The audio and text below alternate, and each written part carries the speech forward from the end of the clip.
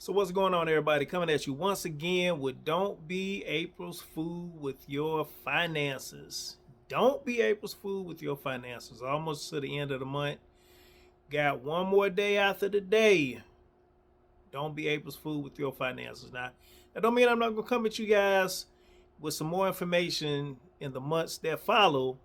But don't be April's Fool with your finances. It's coming to an end.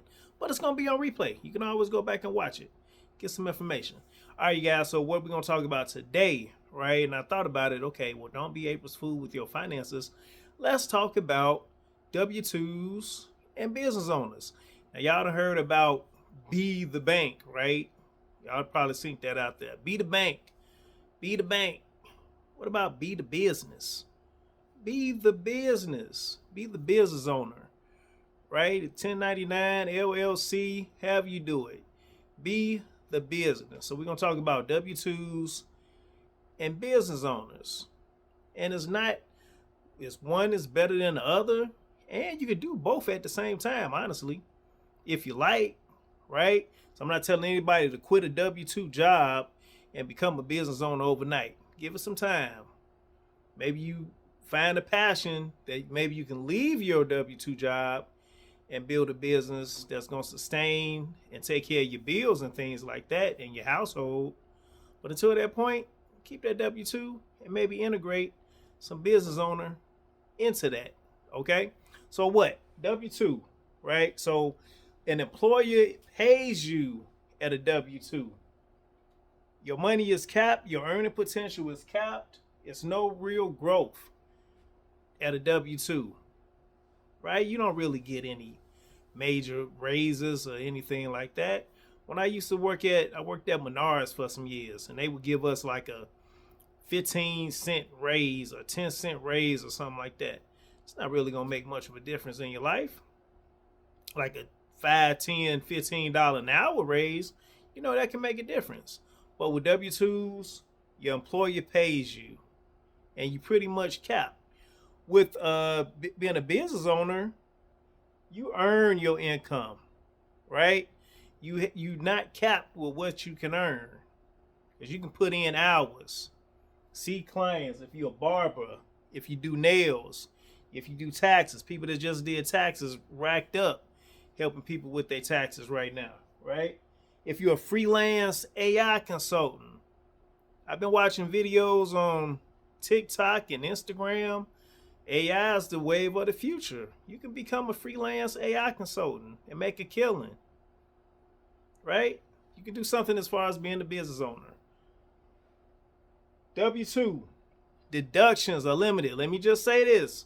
I'm not a tax professional. Talk to your tax person. Don't be quoting Leonard.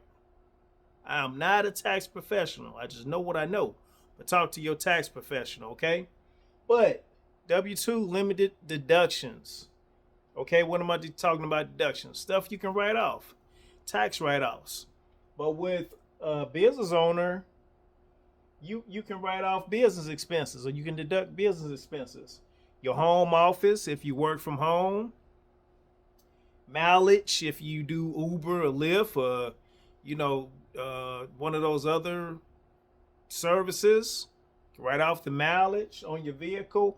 Marketing, maybe you got to go get business cards for your business. Maybe you have a business where you promote it and you put the little magnet on the side of your car, right? If you like an Uber or Lyft driver, maybe you can write off part of your oil changes or something like that.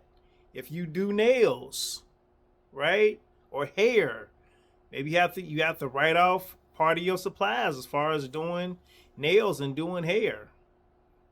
Tax consultant, I'm sure there's a lot of stuff tax consultants write off. Okay, but think about the write-offs that you have when you're a business owner as opposed to a W-2 worker. What else? And one of the main things with W-2 workers, you rely on the income, that income stream from that business. But what if that business goes under, right? What if you get let go or that business goes under? Years ago when COVID happened, and it used to be a store, Carson Period Scott. Carson Period Scott had been around for years, since I was a little kid and before then. But when COVID hit, Carson Pierce Scott folded. Now, what about those people that have been working there 30, 40 years, 50 years, and now they just all of a sudden been let go, right? They were relying on that one income stream, and they were let go, and the business went under. Same thing, right? But now what do they have to do? Go find scrap and scrape and look for a new job? But what if they were a W-2 employee and a business owner at the same time, had a side hustle, right? So they can still pay for some of those bills. So with being a business owner, you can have one income stream or you can have multiple income streams. And you can't be let go unless you just don't show up to work, unless you just don't get out the bed and go and work your business. You can't be let go.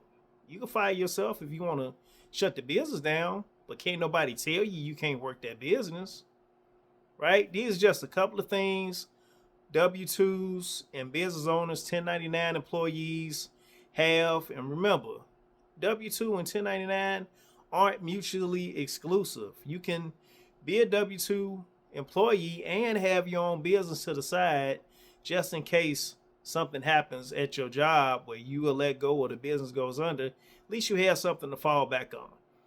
All right. So I just wanted to give you guys a tip. So I thought about that. Like, don't be April's fool with your finances. Well, don't be April's fool with your finances and have you a backup plan in case the worst happens. You guys, if y'all want more information on any of this that I've been doing for the whole month of April, you can reach out to myself and my wife, legendarylegacygroup.com or legendarylegacygroup@gmail.com. Reach out to us, share this video, like this video, repost this video, go back in the month, look at some other stuff I did in April, repost it, share it, like it. You guys have a good rest of your day, good rest of your week, good rest of your month, good rest of your year, and have a good rest of your life because you deserve it. Talk to you soon. All right.